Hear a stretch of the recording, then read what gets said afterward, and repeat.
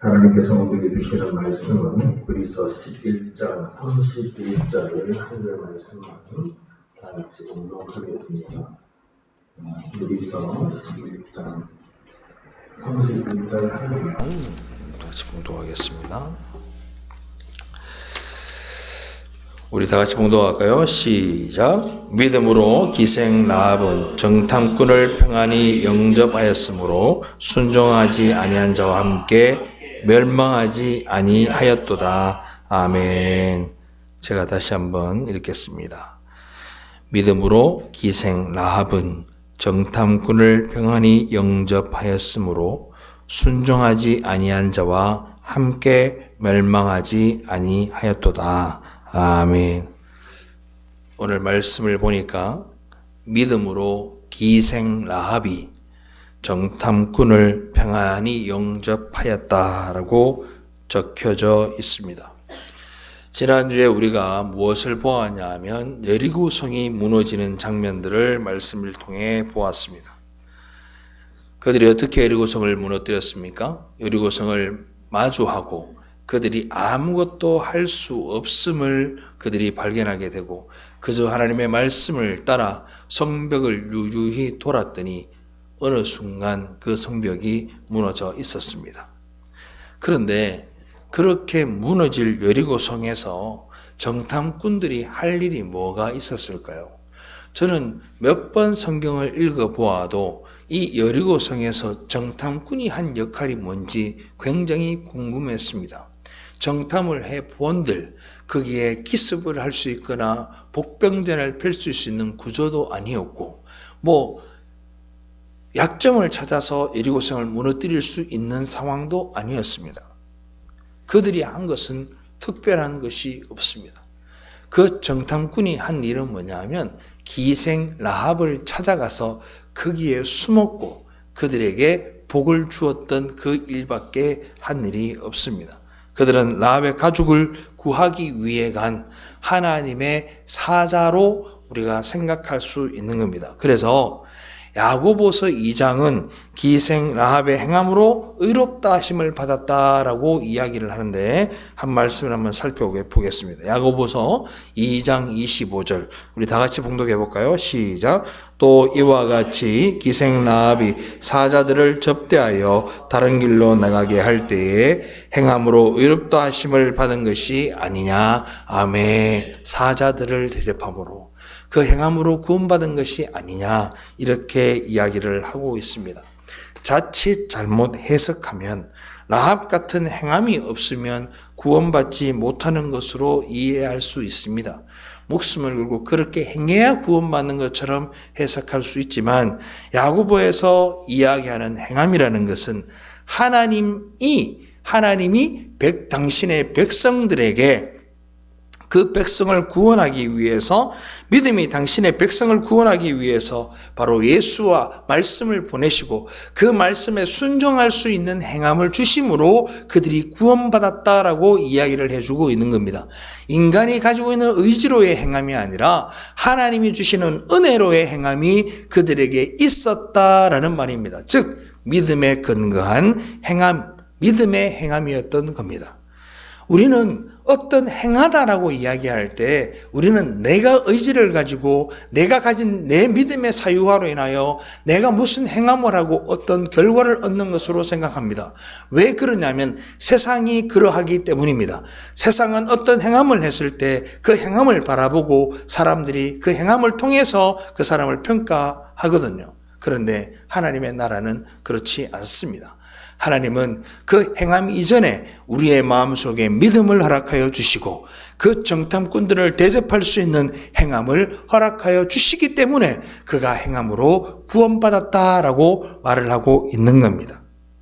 라합은 이스라엘이 여호수아를 앞세우고 여리고로 진군에 들어왔을 때 여전히 그 라합은 여리고성에서 창녀였습니다.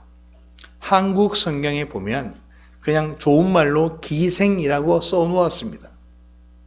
그러나 영어 성경을 보면 prostitute라 그래서 창녀, 즉 매춘부라고 기록되어져 있습니다. 즉 뭡니까? 하나님을 사랑하는 사람도 아니요 그 몸을 파는 매춘부에 불과한 여인이었습니다. 그런데 그가 어떻게 하나님의 나라로 하나님의 백성으로 편입되게 되었나 봤더니 이유는 딱 한 가지였어요. 성벽에 걸어놓은 붉은 줄 한 줄이었습니다. 그 붉은 줄 한 줄로 인하여 그 여인의 집은 무너지지 않았고 그 집에 있는 모든 사람은 그 동아줄로 인하여 그 붉은 줄 하나로 인하여 구원받게 된 겁니다. 구원은 다른 게 아닙니다. 바로 예수 그리스도의 그 피가 우리를 구원하게 하는 것이고 인간들의 어떤 행함이 근거되는 게 아니라 바로 예수 그리스도의 그 보혈로만 그 기생 라합이 구원받았다라는 걸 이 여리고성에 있는 라합이 믿음으로 영접한 그 라합이 구원받은 이유였습니다. 그래서 예수님 당신은 뭐라고 얘기하시느냐? 요한복음 14장 6절 말씀에 우리가 너무나 잘 아는 말씀이 있습니다. 다 같이 한번 읽어볼까요? 시작. 예수께서 이르시되 내가 곧 길이요 진리요 생명이니 나로 말미암지 않고는 아버지께로 올 자가 없느니라. 아멘. 예수 그리스도의 십자가 그 보혈이 아니고는 하나님께로 나아갈 자가 없다고 우리에게 가르쳐 주는 거예요. 라합은 얼마나 고민을 했을까요? 정탐꾼이 찾아왔을 때 자기가 하는 이 행위가 역적의 행위이며 자기가 한 이 행위가 결코 칭송받지 못하고 박수받지 못할 일이라는 걸 알고 있었을 겁니다. 그런데도 불구하고 자신의 생각에 개입하고 자신의 믿음을 사유하고 자신의 의지로 구원받은 것이 아니라 자신의 모든 생각을 덮어버리고 자신의 욕심을 덮어버리고 복음의 사자로서 찾아온 그 정탐꾼들을 가난히 대접함을 통해 은혜로 구원받게 된 것입니다. 이걸 우리가 뭐라고 한다고요? 은혜라고 한다고요. 그런데 많은 사람들 중에서도 특별히 교회를 다닌다 하는 사람들이 마치 하나님을 위해서 모든 것을 버리는 이 라합과 같은 행위와 의지를 나타내지 않으면 안 되는 것처럼 이야기를 합니다. 예수 믿으면 행동이 뭐가 달라져야지 라고 이야기를 하고 그 행동의 51%를 줘버립니다. 그리고 그 행동으로 말미암아 마치 내가 거룩한 자인 것처럼 드러나는 것을 합리화합니다. 그러나 하나님의 말씀은 그렇게 이야기하지 않습니다. 하나님 또한 우리에게 그걸 강요하시지 않습니다. 너는 날마다 나에게 와서 목숨을 내어놓고 기도하지 아니하고 52주 주일 성수를 따박따박 하지 않으면 너는 절대로 구원받을 수 없어라고 이야기하지 않습니다. 말씀을 껍데기만 받아들이면, 표피적으로만 받아들이면 그 말씀 모든 것이 강박으로 다가오고 모든 것이 규례로 다가오고 모든 것이 법칙으로 다가옵니다. 그건 우리가 결코 성취할 수 없고 지켜낼 수 없는 겁니다. 신앙생활은요, 내 생각과 내 마음과 내 의지가 하나님께 빼앗기는 겁니다. 신앙생활을 하면 할수록 내 생각이 주님께 뺏기고 내 마음이 주님께 뺏기고 내 모든 의지들이 주님 앞에 뺏겨지고 하나님의 의지로만 살아가게 되는 것을 우리는 신앙생활이라고 하는 거예요. 가끔 목사들을 통해서 성도들이 자신이 알지 못하는 것들을 알기 원하는 사람들이 있습니다. 또 때로는 자신들이 얻지 못하는 것을 목사를 통해 얻기를 원하는 사람들이 있습니다. 그래서 그들은 어떤 행위를 하느냐? 목사에게 찾아와서 목사님 기도해 주세요. 어떻게 될 것 같으세요? 그리고 목사님 기도해 주세요. 내 병을 낫게 해 주세요. 그리고 머리를 들이밀고 안수를 받으려는 자들이 있습니다.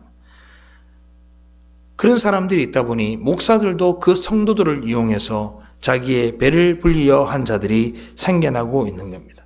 예를 들면 축복권이라든지 저주권이라든지의 그런 말들을 이용해서 말입니다.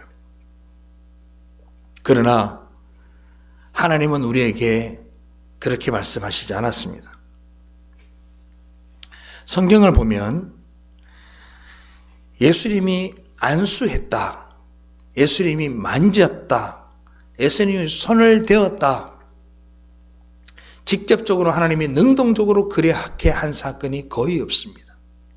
거의 다가 그들의 손이 하나님 앞에 와서 닿았고, 그들의 몸이 주님께 닿았고, 주님이 일어나 하니 일어났고, 주님이 걸으라 하니 걸었고, 주님이 무덤에서 나오라 하니 나왔지, 주님이 그들에게 안수하여 주시고 병이 나은 경우는 없습니다.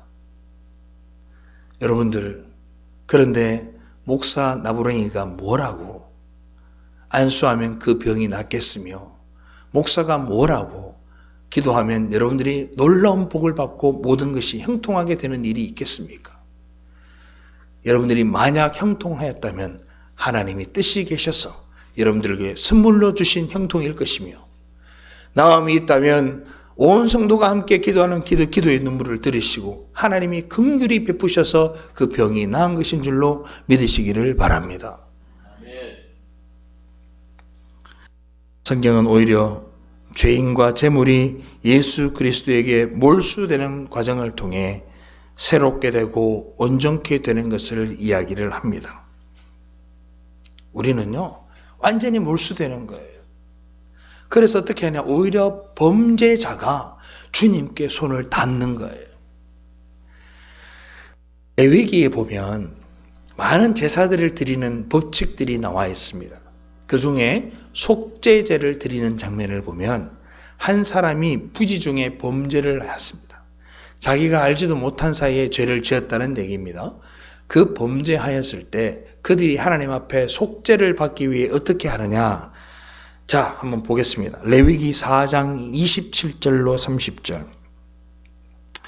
만일 평민의 한 사람이 여호와의 계명 중 하나라도, 몇 개라고요? 하나라도 부지 중에 범하여 허물이 있었는데 그가 범한 죄를 누가 그에게 깨우쳐 주면 그는 흠없는 암염소를 끌고 와서 그 범한 죄로 말미암아 그것을 예물로 삼아 그 속죄 제물의 머리에 안수하고, 누가 안수한다고? 범죄한 사람이. 그 제물을 누가 잡아요? 범죄한 사람이 번제물을 잡는 곳에서 잡아요. 누가 잡는다고요?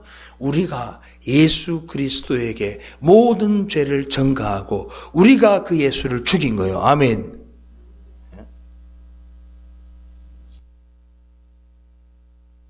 제사장이 잡는 게 아니에요.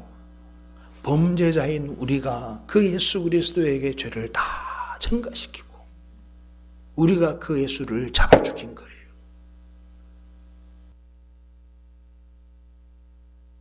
제사를 지낼 때 항상 제물에게 죄인의 손이 가서 이 죄가 제물에게 전가되어서 정결하게 되는 겁니다.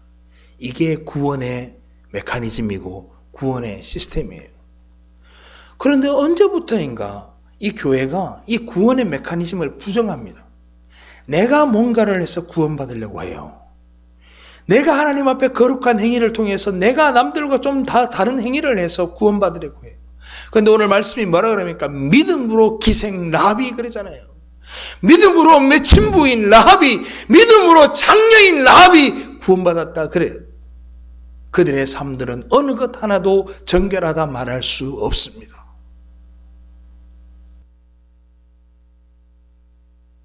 우리 성도들이 그러잖아요.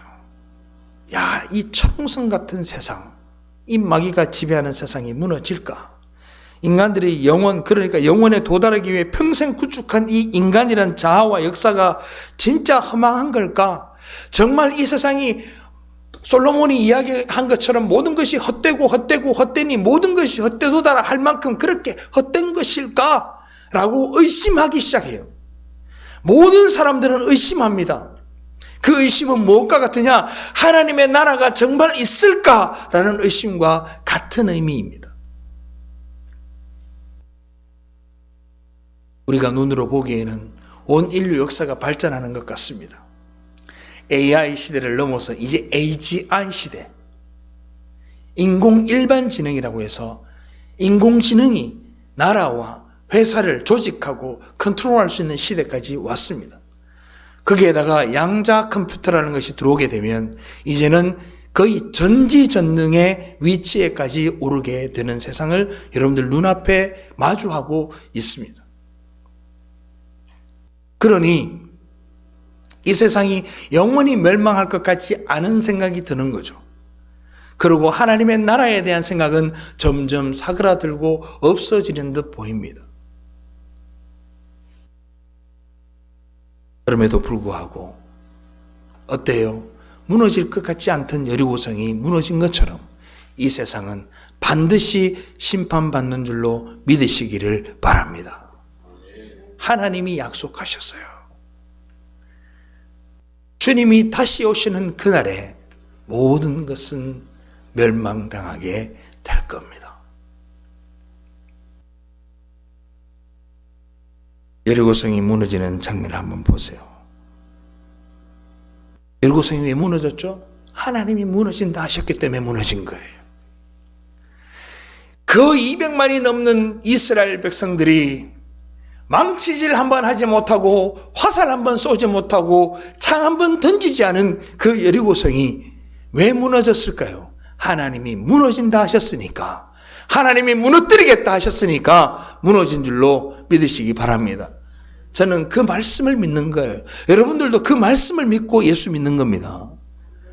하나님에 대한 의심을 할 이유가 없습니다.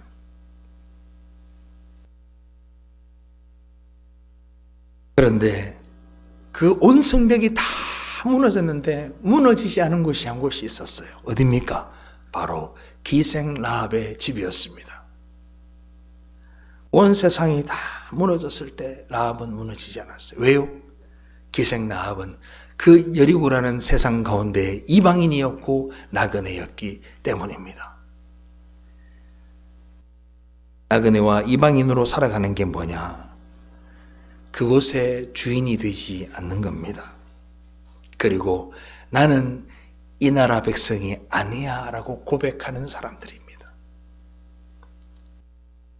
우리는 그렇게 구원받는 겁니다.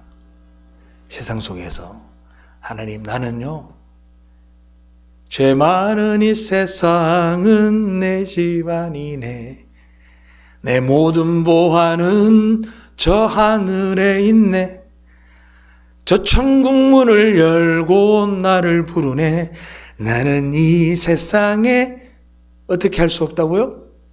정들 수 없도다. 그래요. 우리가 이 세상에서 나그네 되기를 자처해야만 합니다. 이 세상에서 이방인 되기를 자처해야 돼요.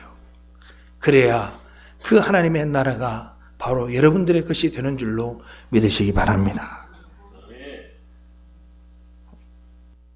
그리고 이 라합의 이야기가 나온 다음에 11장 히브리서 11장 32절에 보니까 내가 무슨 말을 더하리요? 기드온, 바락, 삼손, 입다, 다윗, 사무엘 선지자들의 일을 말하려면 내게 시간이 부족하리로다. 그렇게 얘기합니다.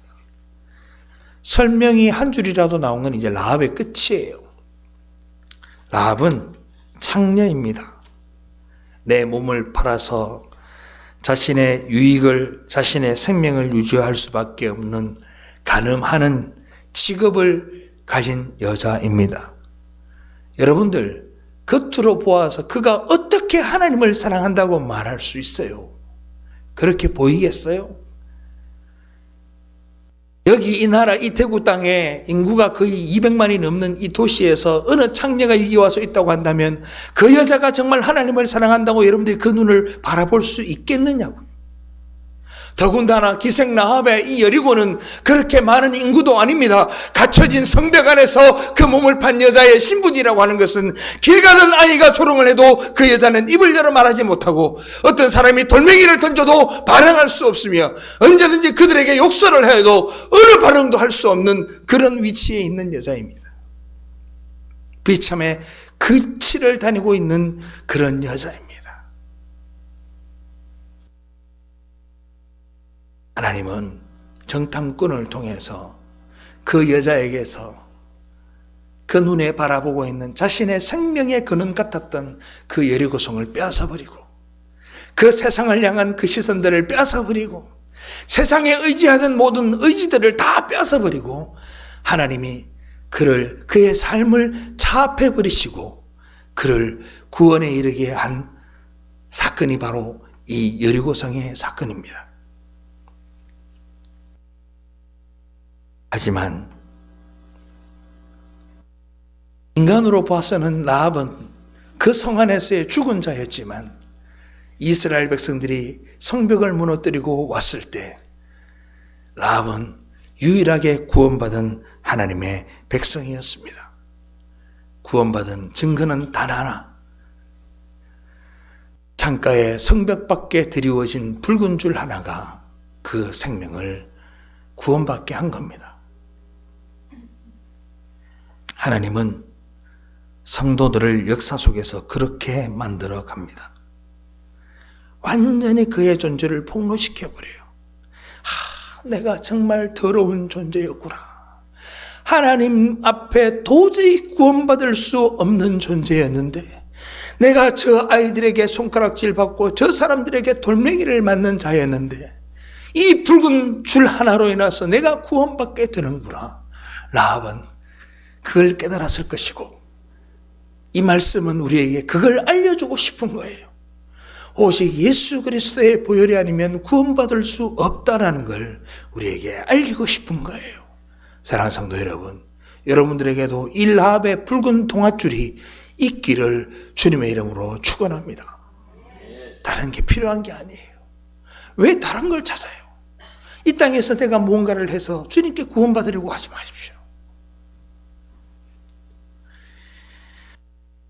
그 기생 라합보다, 그 창녀보다, 그 거기에 여리고 안에 들어있는 모든 인간이 그 여자를 보고 뭐라고 생각했을까 말씀을 준비하면서 생각해 봤어요. 모든 여자들은 내가 전염보다는 깨끗하다, 내가 전염보다는 더 낫다라고 생각했을 것이며 성내에 있는 모든 사람들이 보기를 저 더러운 여자보다 나는 더 깨끗하다 생각하였을 것입니다. 그렇지 않겠어요? 가장 비천한 자를 찾아가셔서 주님이 그 여자를 구원해 주신 겁니다. 이게 하나님이 우리를 택하여 부르시는 방법입니다. 자기 죄를 고백하고 자기의 죽음을 받아들이는 자를 주님이 구원하여 주시는 거예요. 십자가에 달리셨을 때 양편 강도가 있었습니다. 한편 강도가 이렇게 이야기합니다. 내가 벌을 받는 것은 자명하나 저가 죽는 것은 부당하다 이야기하고 주여 나를 기억해달라 하고 자기의 죄를 고백할 때 주님이 뭐라 그래요? 네가 오늘 나와 함께 낙원에 있으리라. 구원의 이유는 딱 하나밖에 없습니다. 아무 때나 밟을 수 있고 아무 때나 욕할 수 있고 조롱할 수 있는 인간, 그 비천한 사람, 그 고대 시대의 장녀, 그 모습이 바로 우리의 모습입니다.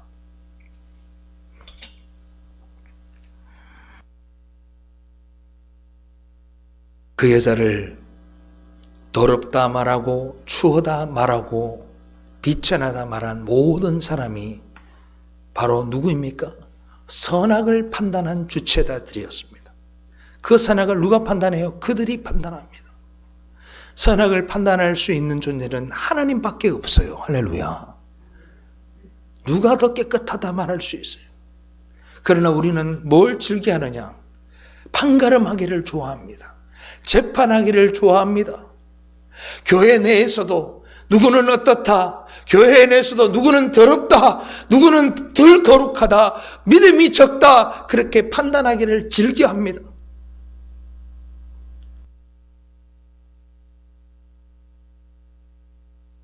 그러나 라합의 신분처럼 모든 사람이 조롱해도 되는 대상이었던 그 라합이 바로 구원받은 존재라는 걸 여러분들이 잊지 마시기를 바랍니다.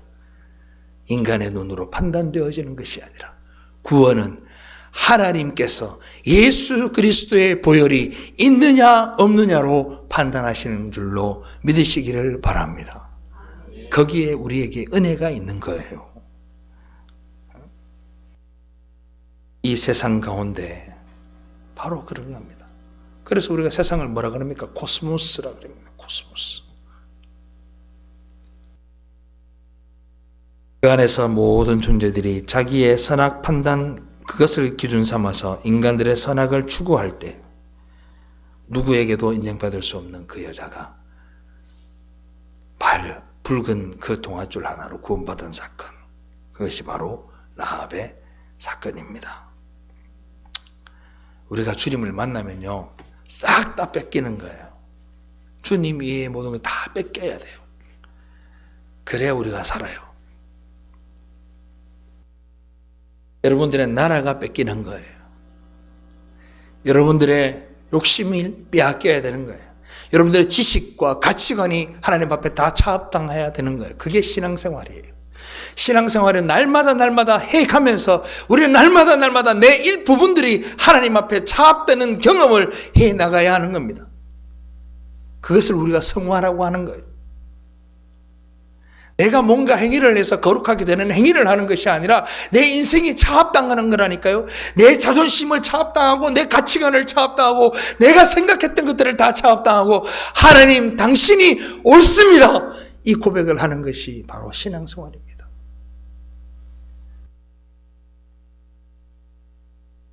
근데 교회를 다닌다면서 어떻게든지 말씀과 그 하나님의 능력을 이용해서 이 세상에서 잘 살기를 꿈꾸고 있다면 죄송한데 그 삶은 믿음의 행함이 아닙니다. 하나님을 이용하려 하지 마십시오.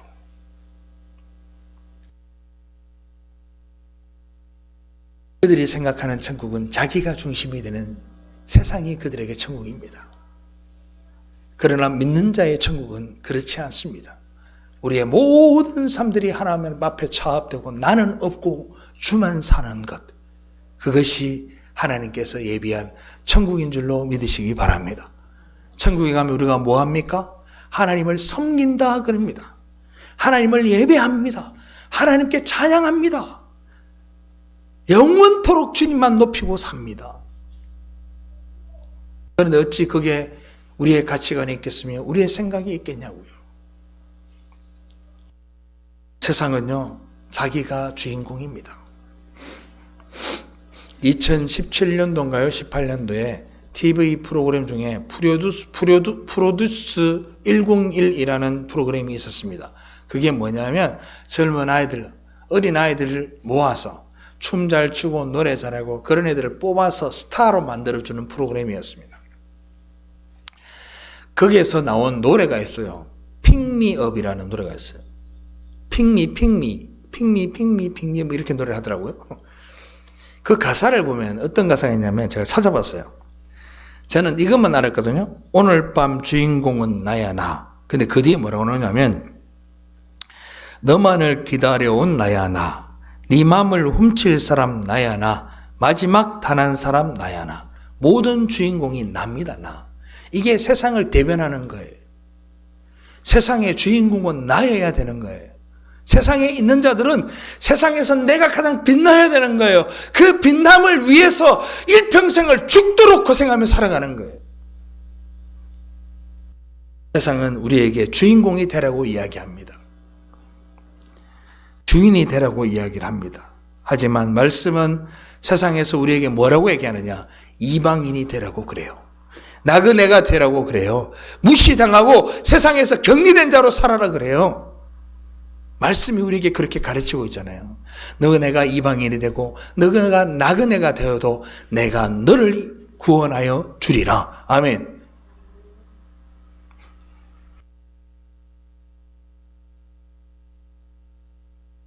세상에서 이방인으로 살아가는 사람, 나그네로 살아가는 사람이 이 대한민국 하나를 봤을 때 여기에 몇 천만 명이 되고 몇 백만 명이 되어 보이세요? 과연 수없이 많은 교회가 성도들을 늘려가고 교회가 미어터지도록 채워있는 그들이 과연 세상의 나그네와 이방인으로 살아가는 자로 보이십니까?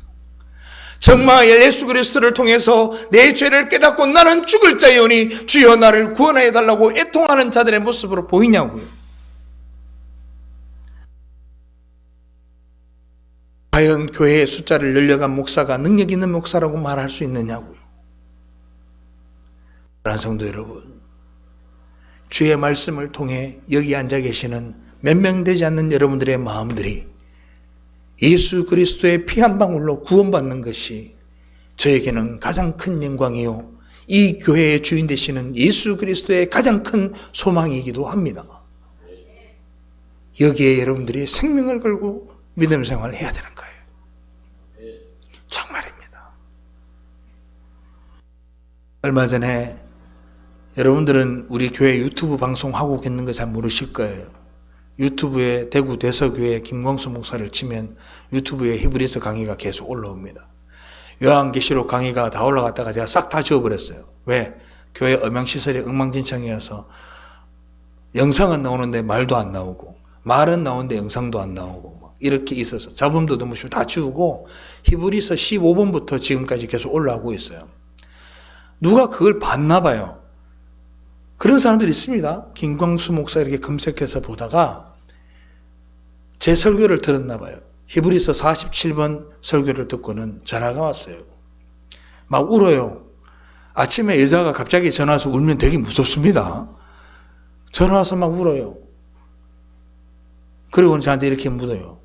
믿음이 뭡니까? 라고 물어요. 믿음이 뭡니까? 라고 물어요. 그 말씀을 듣고 그런 거예요. 목사님, 말씀을 더 듣고 싶은데 어떻게 하면 좋을까요? 그래요. 저도 믿음이라는 걸 가지고 싶습니다. 그런 거예요. 은혜는 그런 거예요. 저는 하나님 앞에 너무너무 감사했어요. 하나님, 이 교회가 크지 아니하고 내가 주님 앞에 소원하기를, 주여 이 교회에 있는 성도들이 전부 천국에서 만나는 것이 제 소원이오니 주여 아버지, 내가 큰 교회를 원하지 아니하고 내가 많은 성도를 원하지 아니하나 이 대소교회 성도들이 천국에서 다 만날 수 있도록 주여 내게 은혜를 허락해달라고 제가 기도하는데, 하나님이 처음으로 저한테 방송을 통해 연락이 와서, 하나님, 이렇게 은혜를 받아 믿음 얻기를 원하는 자가 있으니 주님 감사합니다. 기도가 나올 수밖에 없는 거예요. 사랑하는 성도 여러분, 다른 거 바라보지 마세요. 주님만 있으면 돼요. 세상에서 살아가는 거 그럭저럭 살아가는 거요. 그냥 주님께서 주신 삶이니 어려우면 어려운 대로 감당하고 쉬우면 쉬운 대로 감당하고 중심은 예수 그리스도의 십자가에 못 박아두고 우리는 흔들리지 않는 은혜가 있기를 주님의 이름으로 축원합니다. 사랑하는 성도 여러분, 우리가 붙들 수 있는 것은 말씀을 통한 그리스도를 향한 시선밖에 없어요. 모세가 놋뱀을 바라보라 할 때 그 놋뱀을 바라본 자는 살았듯이 말씀 속에서 우리에게 말하기를 예수 그리스도의 십자가만 붙들라고 하면 우리는 그 십자가 붙들면 사는 거예요. 그러나 그 십자가를 놓고 세상을 붙들면 우리는 죽을 수밖에 없습니다. 그 십자가를 붙들고 나에 대한 나를 부정하고 더러움과 죄를 인지하고 주님께 그거를 노출하는 과정들이 있을 때 주님께서 우리의 죄를 사하여 주시고 우리를 깨끗게 하여 주시는 겁니다. 그러한 결단들을 통해서 자신의 죄를 깨닫게 되는 은혜를 알게 하고 나의 주님을 향한 예배가 어떤 것인지를 경험하게 되는 거예요. 그걸 경험하게 되면요, 한없는 눈물밖에 흘릴 것이 없어요. 주님 때문에 내가 구원받았습니다. 기생 라합이 싹 다 무너진 여리고성을 바라보며 자기만 무너지지 아니한, 자기 집만 무너지지 아니한 그 집에서, 그 성벽에서 그 무너진 모든 성벽을 바라볼 때 그 마음이 어땠을 것 같았어요. 그저 고개를 들고 눈물을 흘리며 주여 감사합니다라는 말밖에 할 수가 없는 거예요. 그런 깨달음이 말씀을 통해 있기를 바랍니다. 여러분들의 본질을 깨닫게 되고 아픔이 있고 여러분들의 썩어가는 심령을 걷어낼 때 우리는 신음하게 되어 있는 거예요.